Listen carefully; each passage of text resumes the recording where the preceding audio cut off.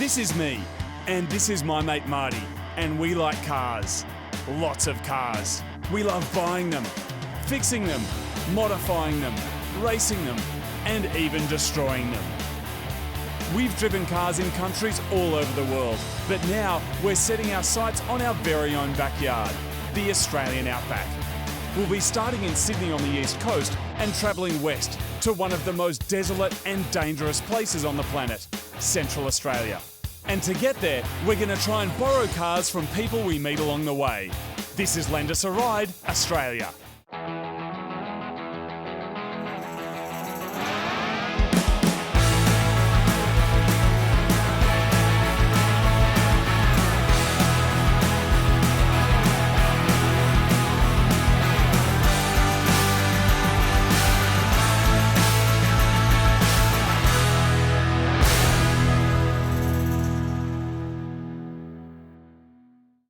Previously on Lend Us a Ride Australia, we arrived in Adelaide and put a post on Facebook asking if any locals would lend us a ride. There was a big turnout and we ended up with an RX-7 which we took all the way to Port Augusta. Once we got there, we unsuccessfully tried our charms on some young ladies and eventually got our hands on a classy Mercedes. A few hours further down the road, we met Peter, who said he'd give us a car if we could get one going, which was no easy task. We ended up with an old Ford Falcon with no oil pressure and an overheating problem. So with regular stops to top up the water, we pressed on towards the Red Centre. We've arrived in Coober Pedy in central South Australia, where to avoid the extreme summertime heat, most of the population live underground in houses called dugouts. The highest temperature ever recorded in Coober Pedy is 47.1 degrees, and the average summer temperature is around 35. It's a town of just a few thousand people, but is made up of over 50 different nationalities, and with over 70 opal fields, it's the largest opal mining area on the planet. Coober Pedy draws tourists from all over the world, which helps keep the town alive, along with film crews who love the area for its desolate landscape and lack of plant life. It's the closest you can get to Mars without a rover or a spaceship. Just outside Coober Pedy is a section of the dog fence, which was built in the 1880s to keep dingoes, which are Australia's top predators, out of the southern states. It's the longest fence in the world. In fact, it's one of the longest structures built anywhere on the planet.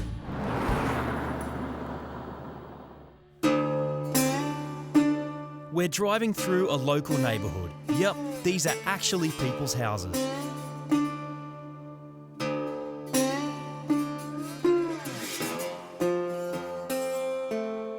It looks like something out of one of those disaster movies where it's the end of the world and there's zombies and stuff. All sorts of movies have been shot out here. Pitch Black, Mission Impossible 2, Priscilla Queen of the Desert, and of course, Mad Max Beyond Thunderdome, which gave us an idea.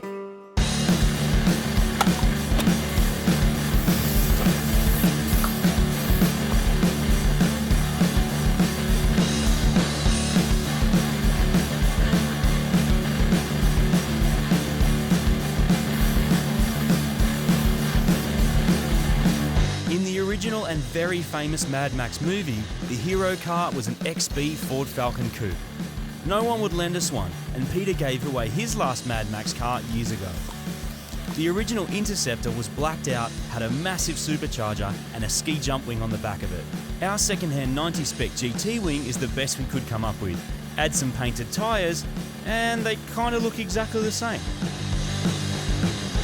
It turns out the place we'd stopped to paint our car was actually the roof of someone's house, and the owner wanted to have a chat. But instead of shooting us, Greg invited us to come and check out his dugout house. In Sydney, a small apartment would cost around $500,000. But out here you can buy a piece of land with an underground house already dug out for $10,000. So we are underground now. Yeah, I'll turn the light up. This is amazing. And Greg, how long have you lived here, mate? Yeah, 15 years. Wow. Do you live here by yourself? Yeah. Okay. Yeah. So it's a proper bachelor pad? Yes, it is. No woman can put up with me. The feeling's mutual.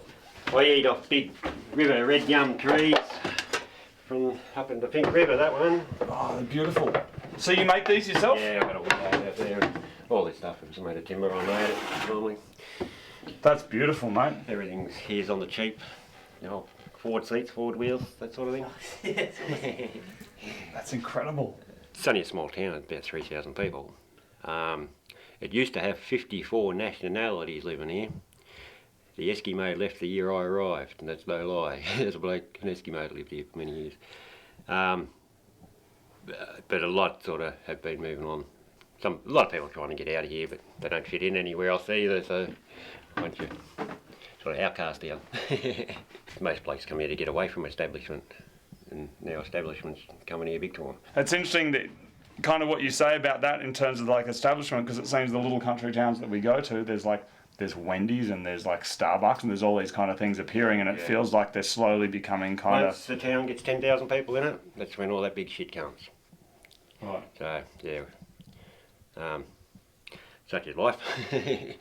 Just because you're living underground doesn't mean you have to go without the essentials. So you just put a fire underneath it, light it up, and then enjoy the view. I'd have a go with you, but we don't know each other that well. And if you like, you just put some carrots and peas in there, and when you finish having a bath, you can have your stew. So this is how you keep fit down here? Try to. I'm a bit broken now. What did you make This these one ones did- out of? Just a couple of Toyota. That's about it. But this is the best exercising tool you'll ever come across. And the beauty of it, the brand, King Dick. Want to see me nuts? How do you use this item? In any way you like. A few of them. There you go. How old are you, Greg? 52. You're doing well, mate, because there's a bit of weight in that, isn't there? How much does that weigh? 20 kilos? More? I don't know. I haven't weighed it. It weighs a lot. It was so nice of Greg to give some complete strangers an insight into his unique life underground. But we've got to get into our newly thunder-domed Falcon and get back on the road.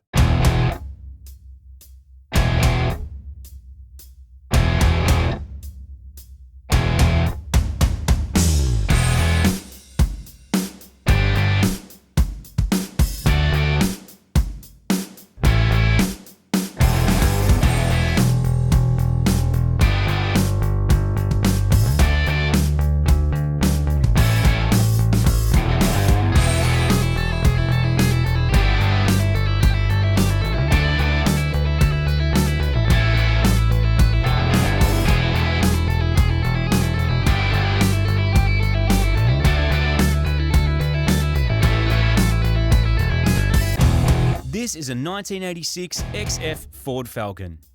The Falcon has been produced in Australia since 1960 and is the highest selling Aussie manufactured car in history, and this XF is the best selling of all the Falcons. They came out as sedans, utes, panel vans and wagons, with a 6-cylinder engine with either an auto or manual transmission. There was a carby and EFI version of the engine which you could get in either 200 or 250 cubic inch. The oil crisis of the early 80s meant V8s were out of fashion, and the alloy 6-cylinder engine was seen as economical and modern. Power output ranged from 88 to 120 kilowatts, with power taking a big hit when running on unleaded fuel became mandatory. When I was a kid, there were lots of these Falcons around. Everyone's mate's dad had one. There were taxis, police cars, limousines, and there was even one version that was a rear-wheel drive 6-cylinder with a turbo. This was like post-1980s fuel crisis, when everyone started driving little small crappy cars because petrol was so expensive. And then like, oh, petrol's cheap again, so Ford went, let's make a big car that Australians actually want. Because Commodore started making, or Holden started making like 4-cylinder stuff, and you know, then this came out, everyone's like, there's space, which is exactly what we were talking about. And they put an engine in it that actually goes, like it's a 4-litre 6, which is pretty massive. And where was this car made? This is Australian made. Okay. Yeah. Where are the parts from? Australia. Really? Yeah, well, it's, you know, Ford's American, then motors might be based on American engines, but some of the time, but like, you know, it's an Aussie car. That's unreal. Yeah. And it's actually surprisingly fast, isn't it? And by fast, the acceleration is reasonably sluggy, but once you're sitting at speed, it doesn't feel like it's buffeting through or anything. Like it feels good. We are loving this Ford Falcon, and we're loving the wide open Australian roads.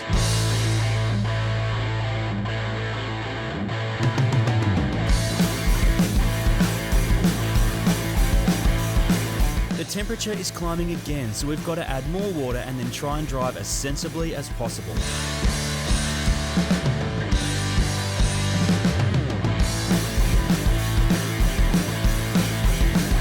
And we're crossing the border into the Northern Territory. As we cross the border, we can pick up the pace because the speed limits are different here. In fact, some parts of the highway have had the speed limit lifted completely so that drivers can take responsibility for their own speed.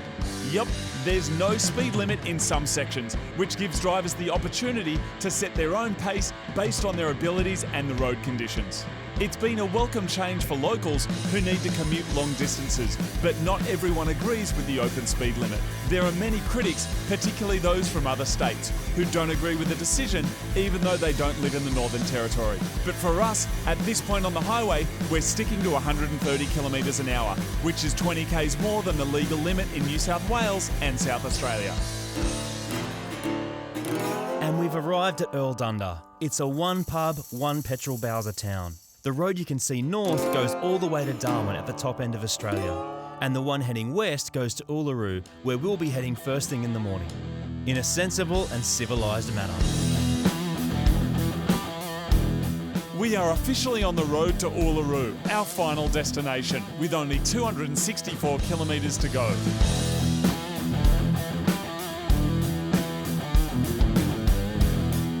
Another beautiful morning in the desert, mate. Certainly is. There's a rainbow there. There's big cloud cover. There's red dirt, green foliage, and a big, straight, empty road. And the rising sun on our backs as we head west towards our destination, Martin, of Uluru. That's exactly right. I can't believe we've actually almost made our way from Sydney to Uluru by borrowing cars, and this car has been absolutely perfect. Except for the bit where it overheats every now and then. But we've managed it. We've managed it, mate. It appears that the Falcon is running great as long as we stop regularly for coolant and drive as sensibly as we can. You know what's funny, Marty? When you imagine kind of driving across the desert, there's probably this fantasy that most people have that the best car would be some kind of supercar, some Lamborghini or a Ferrari or a Porsche or something like that. But I remember a couple of years ago when we were being interviewed for a TV series, and they said to us, you guys are into, fast cars and modified cars, and you've travelled the world and done this stuff. If you were to travel across Australia, what would be the car that you would take? And I remember you said that you'd take a Ford Falcon, and I said I would take a Holden Commodore. And I remember the person interviewing us kind of looking a bit shocked. But this is actually the best car for the kind of journey that we're doing. By far. I think it's about using the right tool for the job, isn't it? I mean, in the cities, there's all sorts of cars because if you get stuck, you're never that far from help. But this car out here, there's parts available that, it's plentiful. There's lots of them. There's lots of spares. And they are fairly simple. I mean, particularly this age of car. So if something goes wrong, it's not that hard to fix it. And that's what it's all about. It's about having a plan B out here, isn't it? You can't be stuck in your Lamborghini. Exactly. And we saw when we were at Peter's the other day, the Wreckers, there were a number of these cars sitting there. Yeah. So it's like this one, we get this one going, but if we need more parts, there's more there. There were no Lambos there. There were no turbo imports there. This is the kind of car that you take when you need a plan B. And they've sold a lot of these cars in Australia, haven't they? They have, and I mean, it is sad that they're not going to be made here anymore, but I mean, the type of car will live on. But it's definitely an era, wasn't it, where this was being built, over at Homebush or Melbourne or wherever it's being made. Because this is an Australian-built car. Yeah, as were the Commodores of the same era. So. Yeah. It's pretty cool as well that they named it the Falcon, because the peregrine falcon, the bird, is the fastest creature known to man, and they've recorded them going 320 kilometres an hour. We don't have an opportunity, unfortunately, to test this.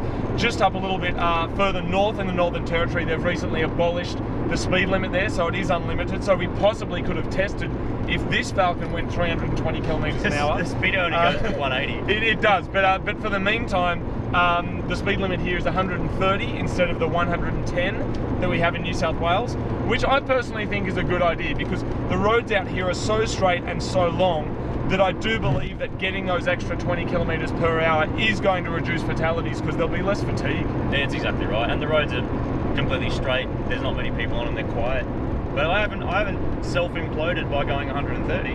No. My car still works completely fine. Everything works perfectly, mate, and we're making good time. We're sitting at 1:30 and our temperature is stable. Everything is working, but we have to make sure we don't push the car too hard because we are so close. So, challenge to a dirt donut competition. Lucky I am quite experienced in the donut a la dirt. Here we go. Get some speed up and some handbrake.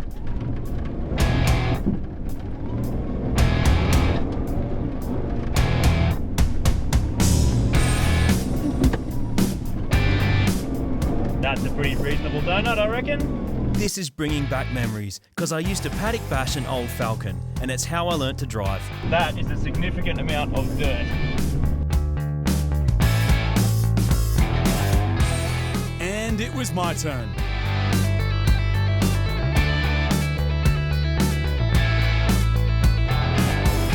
Donuts performed in the dust or mud are often referred to as circle work and is the art of doing skids or burnouts in tighter and tighter circles. They're often performed by utes at bachelor and spinster balls, which are night-long parties put on in rural Australia.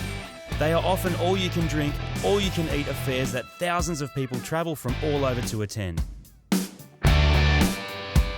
As the dust settled on the competition, it was time to go. I won that for sure. What? I won that, man. Did you see my donuts? No. There was so much dirt. There was Your dirt donuts have literally- been half eaten, mate. You were doing horseshoes. I was spinning around like the rings of Saturn. It took a while, but we finally agreed on the winner. I most It definitely was won that. I saw you doing it. I almost fantastic, fell man. asleep. I had to did say, so like, is many that guy donuts finished too. yet? Pretty soon we have something way more important to think about. We're overheating again and losing oil pressure, but we're so close, so we're gonna keep going.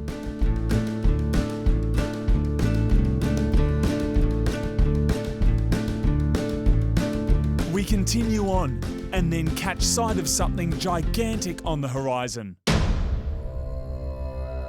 Uluru. It is absolutely huge. Also known as Ayers Rock, Uluru is an enormous piece of sandstone that's hundreds of millions of years old. It's the world's second largest monolith at 348 metres high and extends a couple of kilometres underground. Uluru is sacred to the indigenous people, and out of respect, they prefer that tourists don't climb it. There's also certain angles that we're not allowed to film. That is, if we could actually get close enough.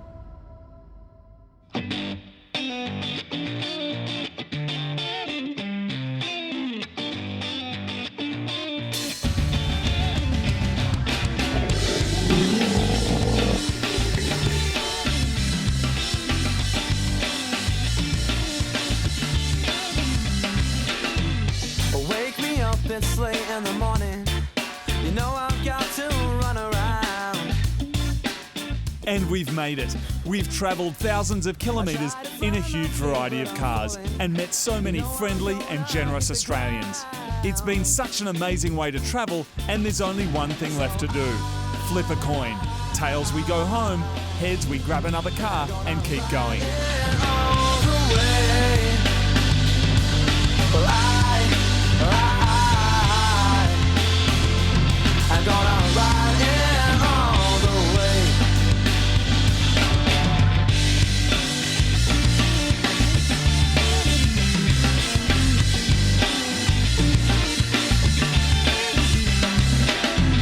My mind erupts, you know I can feel it. But it's only been a year, I plead. Still stumbling with the weight of the world on my shoulders, and no one's come to rescue me. And so I'm gonna ride it all the way. Well, I'm gonna ride it all the way.